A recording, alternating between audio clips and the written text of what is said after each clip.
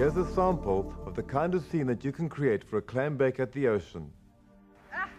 Starving. You hungry? Yeah. Good, me too.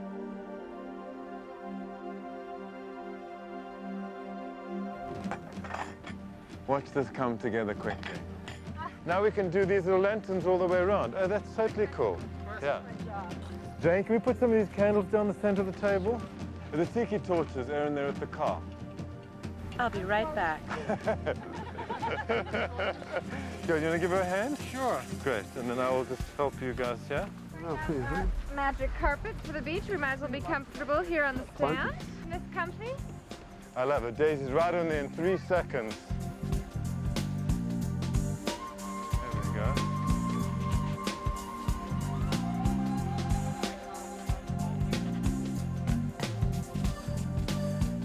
This beautiful setting was created by 2 umbrellas covered with the mosquito nets.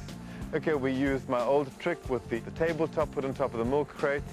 The color was white, cream, and natural, so those are the fibers and the colors we worked with today. The napkins were white dish towels, white covered handles for the flatware, beautiful simple white china, lots of lanterns, tiki torches, there's a lot of fire energy, water energy, we're right next to the ocean. It's an exquisite setting, and I can't wait for dinner. So nice, because I think when you come to the beach, you really just check right out. For brunch on a lovely sunlit Sunday morning, I get some help from my friend Emily Bear. These daisies really came up, Emily. Finally. Huh? Forever. I was worried.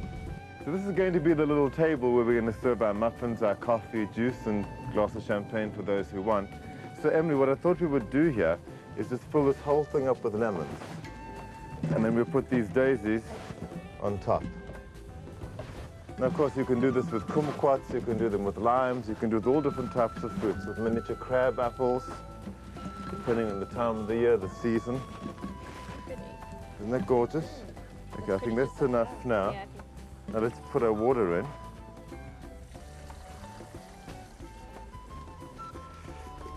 Just stick this in.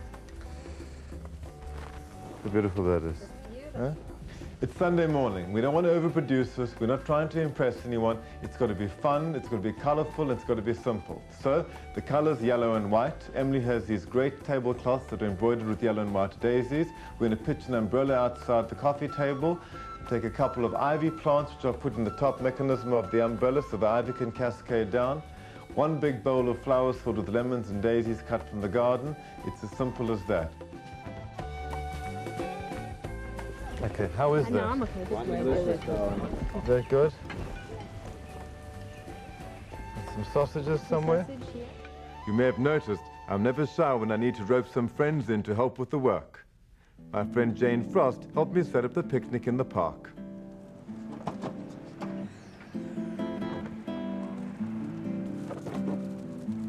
I'll take that. This is a heavy one. Is it? I'm strong. Not too heavy. This is a wonderful spot. Isn't it beautiful, Jane? How did you choose it?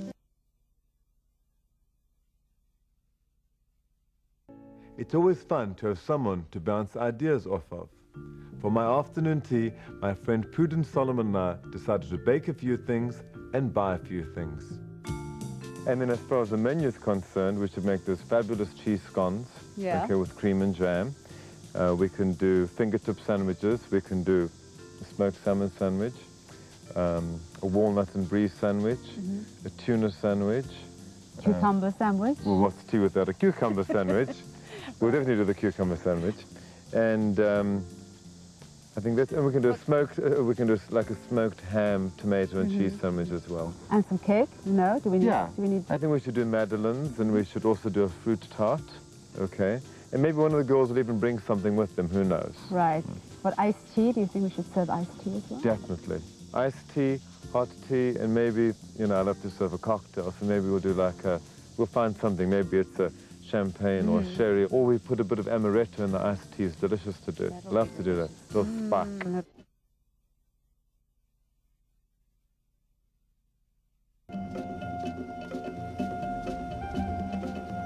Whether you're climbing the mountains of Machu Picchu in search of the lost civilization, white river rafting in the Grand Canyon, or sailing in the Caribbean, an adventure vacation can be the most thrilling vacation of all. On a previous trip to my homeland, South Africa, I discovered Singita, the most extraordinary resort and safari camp. I can assure you, you've never seen a place as magical as the one I'm going to share with you today.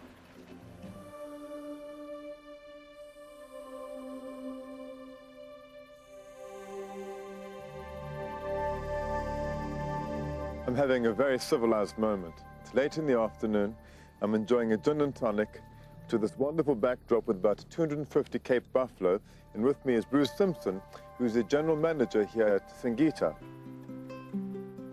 I've never ever seen anything as luxurious or as elegant as this. And at the same time, you really get a taste of Africa. But besides the accommodations, what is it that makes Singita so popular? I think we're in an area here that is so rich in wildlife. We have the opportunity to see the big five on almost every safari we go on. And the big five are a group of 5 animals, which are? The lion, elephant, the rhinoceros, leopard, and the buffalo. As you can see, there's no shortage behind us either. Now, it's very safe to go around in these vehicles, right? Yeah, absolutely. We've been doing this for a number of years, and the animals see us not as a threat, but something that they've grown up with, and something that they're used to, and something that's not going to harm them or endanger them in any way, and therefore they're not going to attack us in any way or threaten us.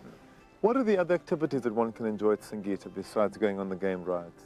Well, after the game drives, we offer a walking safari, which is quite a nice experience, getting a different perspective on the ground as opposed to driving around. We also have a health spa where we have 2 resident therapists who will offer you massages on your deck or in the salon. I have a very dear friend coming to visit me from the United States, and I want to invite her to come and spend some time here at the reserve. And since this is Everyday Elegance, I'd love to host a little dinner. Maybe 4 or 6 of us, and perhaps you would join us, and 1 or 2 of the other rangers who could share some stories with us. And perhaps I could meet with the chef, and we could come up with a real African experience as far as the menu is concerned, and maybe some pineapple beer, things that I remember from my childhood. Absolutely. This is exciting. Thank you.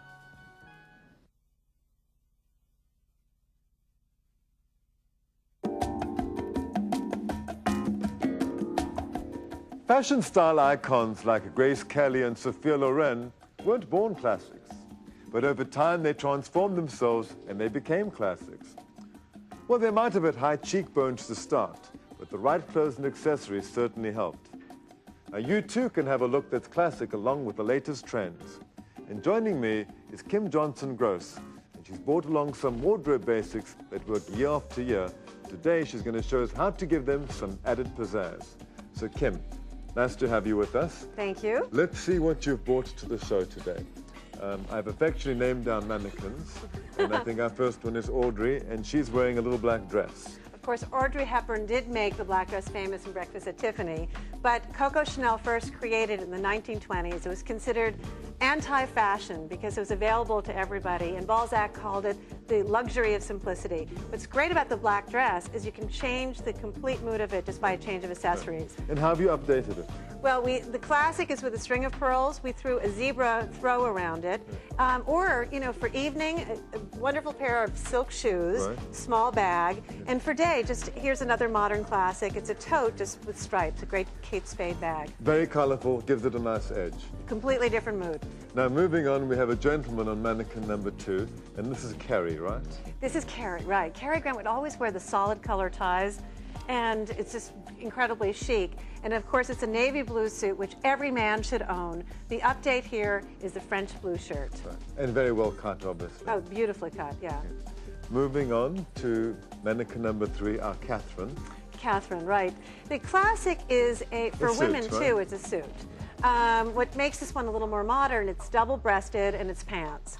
And it's, again, shown with another wardrobe basic, the white shirt, in this case a silk shirt. And a lovely colorful scarf. And that's the update. In fact, it's an Hermes scarf. Now, Hermes has been around forever, and it's a classic in itself, but they've updated it each season with a different pattern and new colors. To change the whole look of the black suit, you know, here's a little animal print top, which will give it a much edgier look.